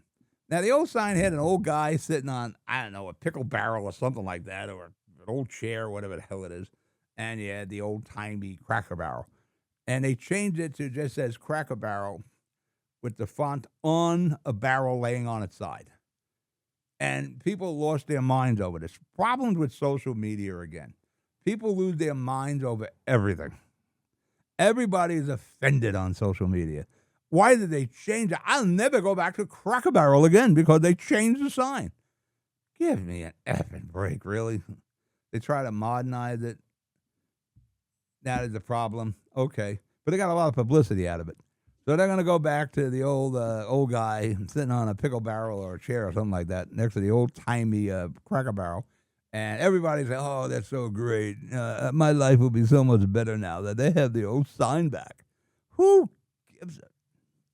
You know, McDonald's changed their restaurant. Didn't people's heads explode when they went to the new design? Burger King, everything became modern. Yeah, but we'll lose it over Cracker Barrel. That's why in social media, somewhere along the line, you're going to have to use your real name. So you should be entitled to your opinion. But you shouldn't do it secretly. There should be no anonymity. You want to say something about Trump or Cracker Barrel or McDonald's, you want to give a review on a restaurant that's negative, then you should put your name to it. We should know who you are. But you look at like Twitter, very few people have the real name in it. I mean, maybe like 5% have the real name. But it's astonishing on how many heads will explode. Taylor Swift got engaged. It changed the world. News reporters were losing it.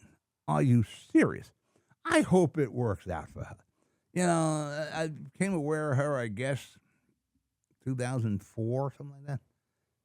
2006, whatever. Kanye ran up on the stage that time. That's when I'm not really into country western. I like Dolly Parton. And she won the video of the year, and Kanye thought Beyonce should have won it. But that's when I became aware of it. And she's had many of her relationships since then, which is fine. She just got out of one that was for like 6 years, a couple years ago, and now she's with Travis Kelce, and she's engaged, okay. Liz Taylor was married a bunch of times. They didn't lose her brains over this. Katy Perry got married and loses. Selena Gomez is about to get married. We're going nuts over this. Marilyn Monroe got married and they're going to go nuts over this, but there wasn't social media then where these people can voice their opinions, where their brains explode over everything. They're so offended over everything. It's amazing. That's why somewhere along the line, you got to put your names there so we can actually say, hey, Judith, are you serious? What the hell is your problem? Now, yesterday they traded Dallas traded Micah Parsons to the Green Bay Packers. There was a hold-in. He was participating in practices, but not the games. And last week, I kind of knew something was going to go on. He was on the trainer's table laying there eating nachos. Wasn't a good optics. So I knew something was going to happen. Either we're going to do the contract and get this guy in line or they're going to get rid of him. Got rid of him. And they got a haul there. They got 2 first-rounders from Green Bay and defensive tackle Kenny Clark. It was a good defensive tackle, by the way. So he'll help the Dallas Cowboys. And those first-rounders, depending on Green Bay's record in the next 2 years, could be helpful. Jerry Jones could package them for another trade. We'll see what he does. He's a wheeler dealer. He has his team winning. They have a winning record every year. They don't do well in the playoffs. I don't think they have the right quarterback. He could package these rounders, maybe to get Arch Manning next year. We'll see how all this goes. But again, people are losing their heads. It's like Sanders kid, Deion Sanders kid in Cleveland. He's going to be the third-string quarterback. I don't know how long that's going to last. You're going to go in. You're the Cleveland Browns. You're going to go into the NFL season with Joe Flacco. I remember Joe Flacco with the Jets. Oh, Joe Flacco's a good quarterback. Don't get me wrong. He's got a Super Bowl ring there with the Baltimore Ravens. When he was with the Jets, he was like a statue. The statue was getting knocked over a lot. How the hell are you going through an NFL season with 2 rookies backing up a 40-year-old, very fragile Joe Flacco who can't move? Now, the Gabriel kid, I think he's the nephew of Roman Gabriel, former NFL quarterback. Kid's got a good arm. I tell you what, the best kid I've seen this preseason, I've been watching all the games on the NFL Network, trying to get an idea of the players and who's looking good and who's looking bad. Unfortunately, I don't see a lot of the guys I need to see because they're arresting them. Or not arresting them, they're preventing them from playing so they don't get hurt. The Jackson Dart, this kid with the Giants, he is going to be a good one. I mean, that kid is accurate. Reminds me a lot of Phil Simms. What accuracy, good arm. Yeah, better than any of the Dylan Gabriel. I've seen quite a bit of him. It looks like he'll be a good one. Sanders kid, from what I've seen, the first time he looked great. The second time, not too good. And he was saying, well, he's playing with third-string offensive linemen in front of him. Well, he's playing against third-string defensive linemen. Yeah, 4 to 5. It was on the Twitter because people are losing their minds over this. They just can't believe the kid may not be ready for prime time. No pun intended there. That 4 to 5 offensive linemen that were playing the series that Sanders kid played in were cut. Well, I'm sure the 4 of the 5 defensive linemen that were playing against him were cut too. When you're third or fourth string, you're not playing with the first stringers. You got to work your way up that ladder. He didn't have a good game. They still have him there. They traded Kenny Pickett, who I thought would have been Flacco's backup. Kenny Pickett was a pretty good quarterback. He was good with Pittsburgh. He was good backup in Jacksonville. I think this kid's still got a career. He's going over to back up Geno Smith now with the Vegas Raiders. He'll get some playing time there. It would have been wise for Cleveland if they have hopes, unless they're going to tank for Archie Manning, Archie Griffin, running back from Ohio State, two-time. I think he won a Heisman Trophy twice, didn't he, Archie Griffin? Unless they're going to tank for Archie. A lot of people are saying the Jets should tank for Archie Manning. They got Archie Griffin. Archie Manning. That's what's going to happen to Arch Manning. Arch Manning's going to go wherever Archie Manning Sr. is going to say to go. That's like NFL royalty in his family. You know, Deion Sanders is an NFL Hall of Famer. He's not the royalty that the Mannings are. You know, Peyton and Eli and Archie. You know, Eli was going to the Giants no matter what was happening, and eventually he forced that trade from the Chargers, but they were San Diego then, to the Giants, and Giants took Phillip Rivers and traded them to San Diego Chargers. Manning will pick where Arch Manning plays. Make no doubt about that. They will make it. You won't hear about it, but they're going to make it where Arch is going to go where the best chance. It might be the New Orleans Saints. I just don't know if Archie Manning Sr. might be saying, oh, man, I remember my years there. There was a lot of sacking in my lifetime. I don't know if he wants them, but they're all from New Orleans. So it would be like going home for the Manning family. But there's a lot of rebuilding going on in New Orleans. I'm not sure Archie Manning wants to have his grandson relive his years with the Saints. Jets might be a good one if you want to have a ton of marketing opportunities. But with the Manning name, you're getting marketing opportunities anyway. Look at Peyton. He's doing this Bud Light commercial where they're parachuting in, and you got a target on the football field. These 3 parachuters are supposed to land on. And he's looking through his binoculars, and he sees this Bud Light, big Bud Light glass of beer. And he starts showing, Omaha, Omaha, Omaha. And he redirects the parachutes into the sign. Of course, the sign is not a real Bud Light.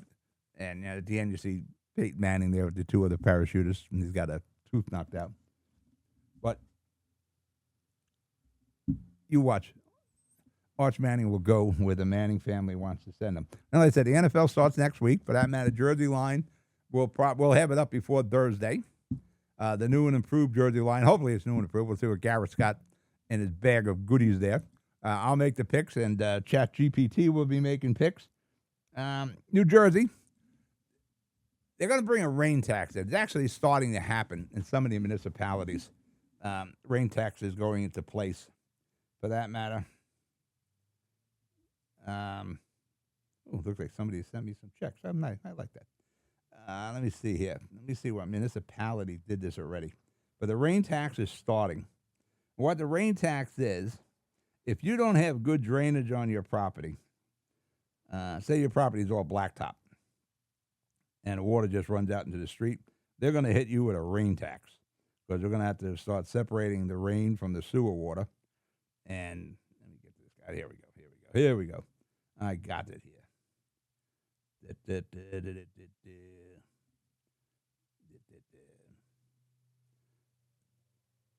This is the town that's going to be starting this. Somebody's got to start. Raritan Township. They're instituting a rain tax. But this was spoken about before. Really been a problem for municipalities and cities.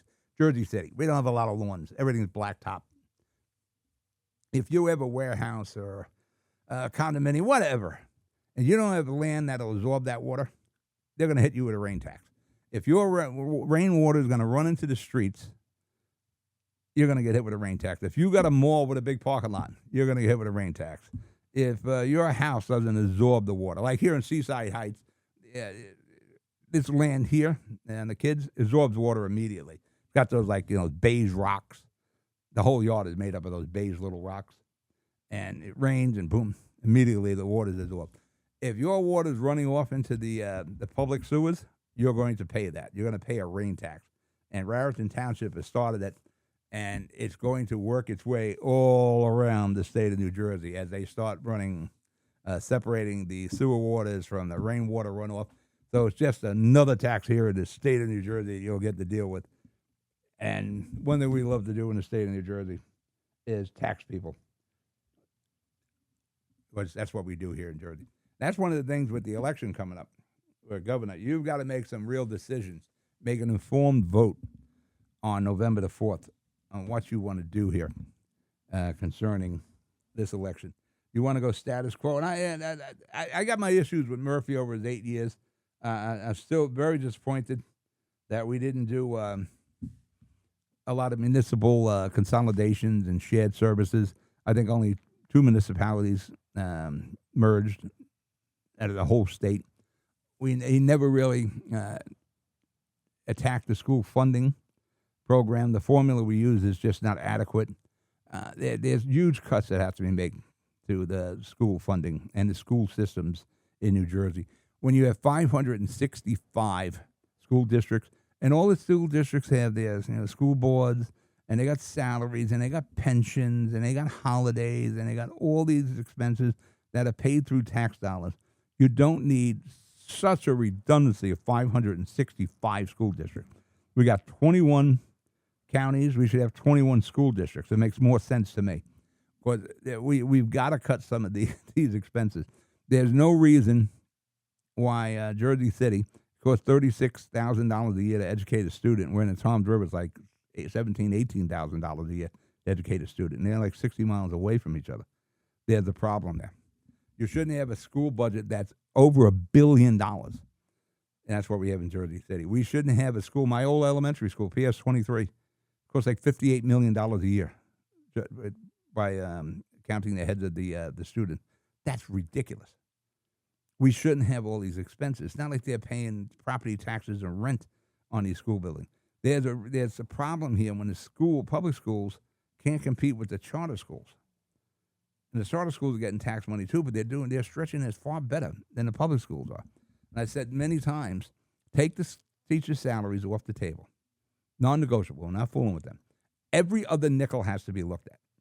There is no reason education could cost more in North Jersey than it does in South Jersey. The salaries are the same. The salaries have to be the same. There's no reason why Union City should get more in school funding than city of Jersey City, which is like 5 times the size. Then you got cities that get really no assistance. They're not Abbott District. Take the township in North Bergen. I work with the kids there. They're completely funded by the municipality. Across the street, the towns are funded by the state. They get a new school, the state built it. North Bergen doesn't get that. There's all these irregularities here in how the funding is distributed and how it works throughout the state. That has to be changed. There has to be one set of rules on the school funding. And that's a decision you're going to have to make between Mikey Sherrill and Jack Citarelli. Now, I don't want to say Mikey Sherrill is going to be a continuation of Murphy, but she's not exactly denouncing anything Murphy did. Citarelli is. Yeah, we've got to get a handle on the expenses in New Jersey. We keep talking about affordable housing in Jersey City. It's a big buzzword. You can't be affordable if the city isn't affordable. Not just talking about rain tax. That's just another bill. That's another bill a landlord's got to add to a rent. It sounds like a good idea. Well, we got to separate the waters here, and so we can have clean water going into the clean runoff water going into the streams and all, and then we treat the sewer water. The problem is it's another expense. When you have a school tax, that's the majority of your property tax bill, your city municipality bill. You got 3 parts of it: municipality, school, and the county. And a lot of times you have a bunch of different school charges in there. Some towns, 80% of the property tax bill is schools. We've got to look at that. We're the highest property tax in the state, and a lot of that is driven by a ridiculous budget. I think we're at $54 billion now, something like that for the state. I think it might be more than that. And when you have municipalities with a $1 billion school budget, and it is like Jersey City, that has to be changed.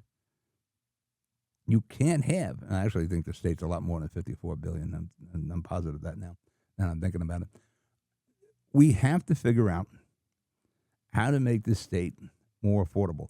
But we have to do it where we don't hurt the property owners, who've invested in their homes. That's generational wealth, where this home is going to be passed down from father or mom or dad to sons and family members.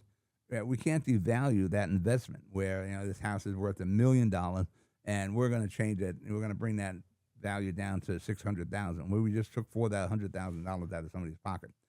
You're going to have somebody with a higher pay grade than me to figure out how to do this, but somehow that's got to be done. Somehow we have to address the insurances here. Car insurance is ridiculously high. Health insurance is ridiculously high, unless you got ADA, unless you got the Affordable Health Care Act, where you might be paying $20, but some other poor bastard's paying $1,500 a month, so you can pay $40. There's a lot of inequities there. So these things have to be changed. And we just can't let them roll. You're looking right now with the state health benefits. They're going to boost the municipal portion of the benefit package on municipal employees by 30%. That's a huge amount of money. Now, we got insurance companies that are raking in profits. Now, I don't begrudge the insurance companies making buku profits. But there's so much, you can make so much profit, and then eventually becomes obscene when you're going to keep jacking up the rates here. And we got a problem with our whole healthcare system, where I have hospitals that are struggling. I have doctors that are struggling. That's something that never happened before. Now it does. We have these struggles here. And the insurance companies are doing really well. They should all be doing well. Insurance companies, again, they should make profit. They should make good profit. They shouldn't make obscene profits. And that's what's happening here. And we have hospitals that are emerging. They just can't handle it on their own anymore because of various insurance reimbursements, charity care. All this is coming back to hurt these hospitals. Same thing with the doctors. They're having a problem running their practices because of reimbursements and insurances and how they pay back. That has to be looked at. Now, it is a capitalistic society. Sometimes the government's got to step in and say, this is how we're setting some limits here. We want your businesses to be successful. We want you to make good profit. We want you to, if you can do it and you can work it and you can become a rich person, your family be set up for life, that's fine. As long as you don't do it on the backs of everybody here. You can make good profit. You don't have to make obscene profits. But there's a problem with the way the healthcare is handled here. There's a problem with the car insurances. This is all out of hand. I know in Florida, they're restricting the attorneys on billboards now. Like in Jersey, you see every other billboard, some attorney saying, we'll do it for free, sue this person, sue everybody. We'll do it free with no charge unless you win. That's causing a lot of the insurance problems here. You may almost have to treat attorneys like you do with cigarettes and alcohol. Like the cigarettes, you had to prevent them from advertising like that, as like they used to. You may have to do that with attorneys because that's driving up the insurances.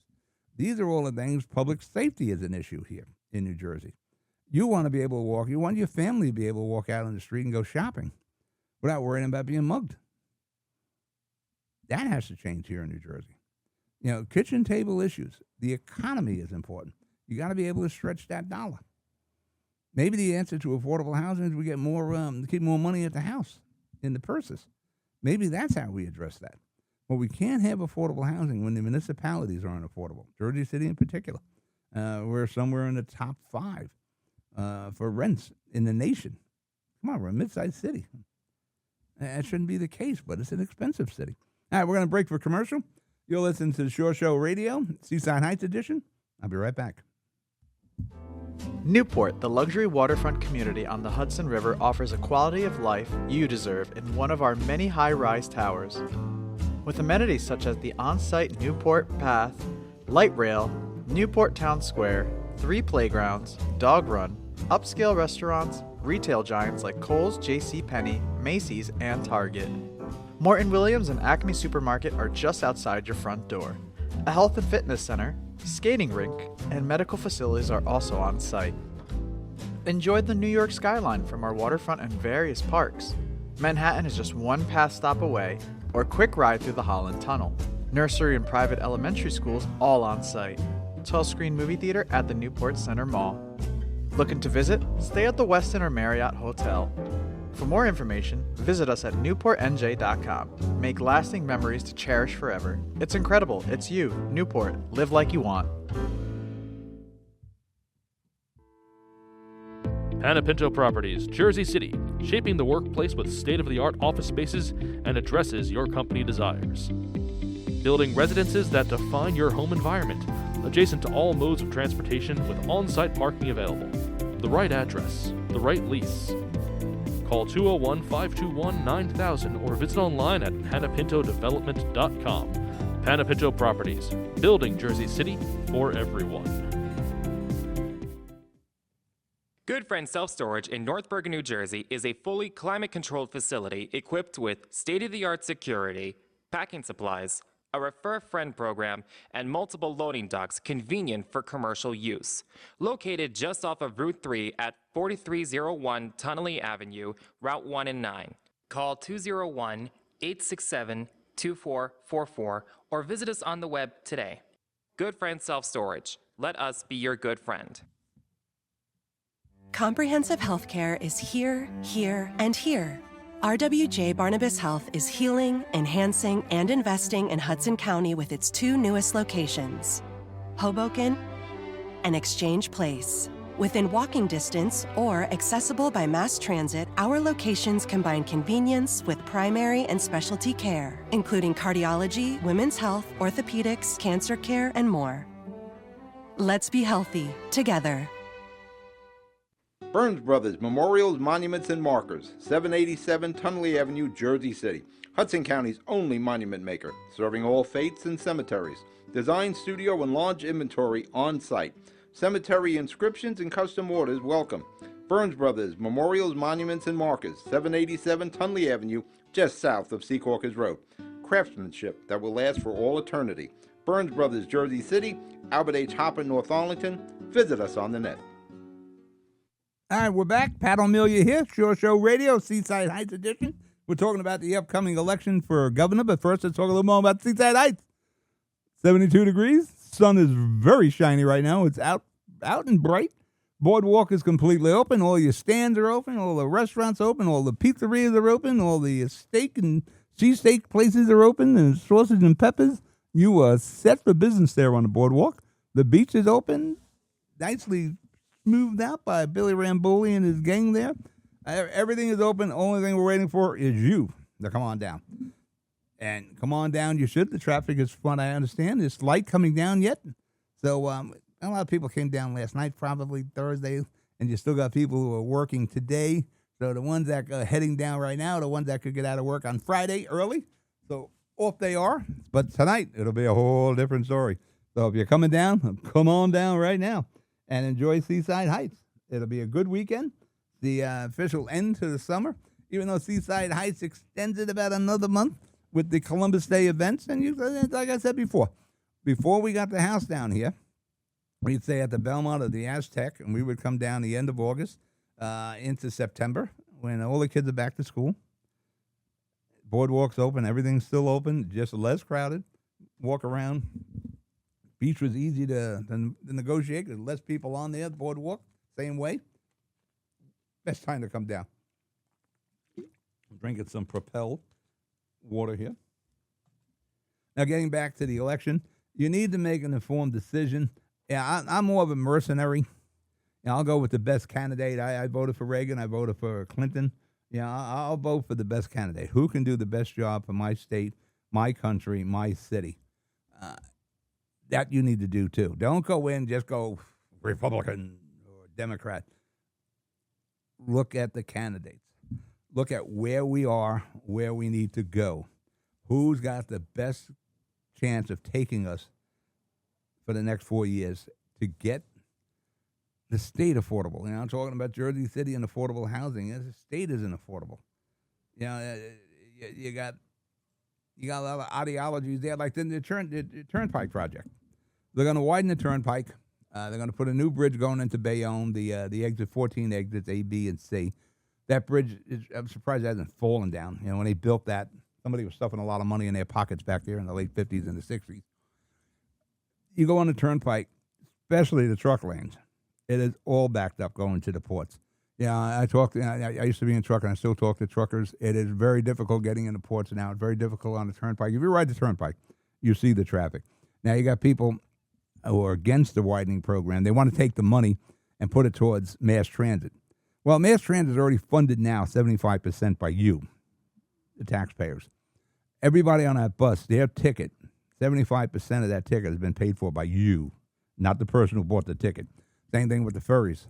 Same thing with the trains and the light rails. 75% of New Jersey transit budget is funded by you, not the fares. They want to take the project money for the Turnpike widening and throw it at New Jersey Transit, so it's really good money at the bed. Thing is, the Turnpike project money isn't taxpayer money. It'll be paid by tolls on the road to pay down the bonds, not taxpayers. $10 billion that are taken out of the taxes like New Jersey Transit does, and just completely, waste it. But think about that. 75% of that bus ticket that person has is subsidized by you, whether you're on New Jersey Transit or not. It's almost like a school tax. You pay school tax. You have no kids, still paying school tax. You're a senior, you're in your 80s, still paying the school tax. Single person, school tax. Kids are out of school, school tax. The same thing with New Jersey Transit. You're paying 75% of that. You're not using it. You may never have kids. School tax. That's wrong. But that's what they call societal tax. Well, it's good. We're raising good, smart students. Okay. Why am I paying for it? But if you don't have kids in school, why are you paying for that? Same thing with New Jersey Transit. You're not taking the light rail. You're not taking the bus. You're not taking the train. Why the hell are you paying for it? Why can't that person who's taking the bus pay the full ride? They're paying ridden on a bus. I count on both hands how many times I rode on a bus in my life. The fare's $7. Well, that fare should probably be $21, $25. But no, for some reason, we give these people a big break. I don't know where else you get a break like that. That 75% of the fare is subsidized. That's probably something we need to look at.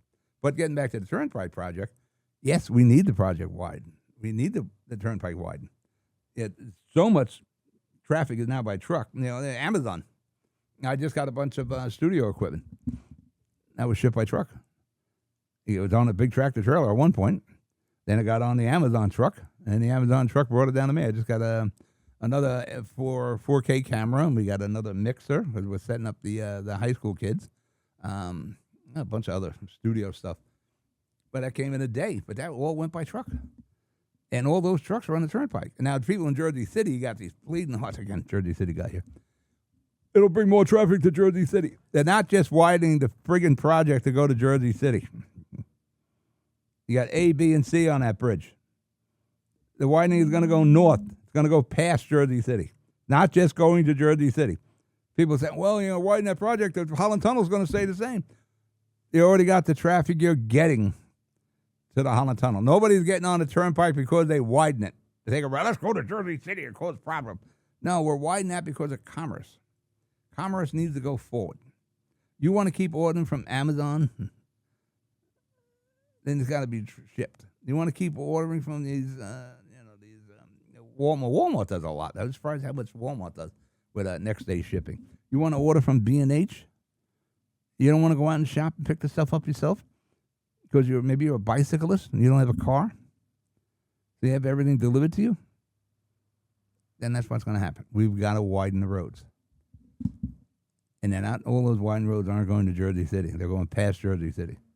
And nobody's just going to go to Jersey City because we widen the road. So stop it. You just make a lot of nonsense conversation here. They were talking about pollution, too. Again, grew up in Jersey City. My generation has done more about stopping pollution than any other generation. These cars run so much cleaner than my 64 Dodge. tractor trailers. They used to be in transportation. These trucks were billowing black smoke. Don't do that anymore. They're all idle, clean running now. It's a completely different world. But these people, they use any argument, any lie they can to try to get their point across. And it's just a small, minute group of people that do this. But they'll try to infringe on your rights. You want to get up and down a turnpike. I got to do something about these trucks. We got to widen it. Simple as that. And it will pay you off. And listen, the turnpike, they haven't made that. The turnpike authority knows how to make money. What they ought to do is widen up the parkway some more, past south and after 100. Widen that down there too, so you can get down the shore a lot easier. Because once you get past 100, it narrows the parkway. And it would be a lot easier if we all could just stay as wide as possible and get down to Seaside or wherever part of the shore you're going to with a nice wide parkway. But then Jersey Turnpike's involved with the parkway now. They do a good job. I wish they did the road maintenance like they used to. I've been on the parkway, and then, mainly I've been on the turnpike. Since the late 70s, 80s. I ran shops in Piscataway, take the turnpike down to exit 10 to 287 North. And you would never see a pothole on the turnpike. It was like a pool table, smooth, the turnpike. It's not the way anymore. So one of the things they need to step up is the road maintenance. I had a concrete pothole at one of the toll booths. I'm a creature of habit. I always go to the same toll booth. And it got to the point where I had to stop because the pothole was getting so big. They finally fixed that, but it took them like a month or so. But the turnpike knows how to make money. It's not using taxpayers' dollars, so that's why the widening project, you can't take the $10 billion and throw it towards mass transit, which New Jersey Transit would just screw up anyway and just waste. They can't get people to drive the friggin' buses and trains. They're canceling trains. They didn't have operators. I guess you should get some people in train school, right? Not New Jersey Transit. It's such a failure. You want to talk, that's something we need to privatize. And the problem with New Jersey Transit, one of the reasons we have so few bus lines anymore is because New Jersey Transit has no respect for money. Because they don't have to. Because they'll just get yours. They don't have to earn their money. They just take yours. And they ran out all these private bus companies that were dependent on profit and loss. Jersey Transit didn't care about it. They would keep their fares low because 75% of it is subsidized by you. The private company, they weren't getting subsidized like that. So eventually New Jersey Transit ran them out, and then the politicians would say, New Jersey Transit, take over this route. And New Jersey Transit would do a horrible job. And they do a terrible job. They do nothing good. This is the worst-run transportation organization in the country. That has to be changed. That's something Jack Citarelli is going to have to change. You got to change transportation. You got to change how it's funded. You got to change how the schools are funded. You got to make New Jersey affordable. You got to make it safe. You got to deal with the issues that mom and dad are dealing with at the kitchen table. How to stretch that dollar. How do I get a young person to be able to set up a life? How do they buy a house?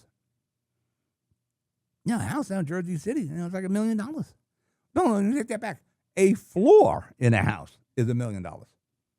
Across the street from our house in the Heights is 2 new buildings. There's 2 family homes there. They're selling each of the floors for $1 million. How the hell is a young couple supposed to live in Jersey City? And of course, $1 million. What is that mortgage for? It's like $7,000 a month. How do you do that as a young couple? That's not going to work. Now, the kids bought the house down here back in 2017. Got a good price. Now you look back on it, have a really good price.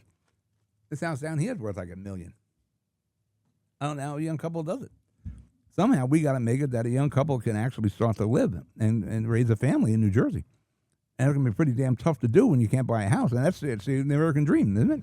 White picket fence, you have your own house, you have a couple of kids. You can't do that here. It's just too expensive.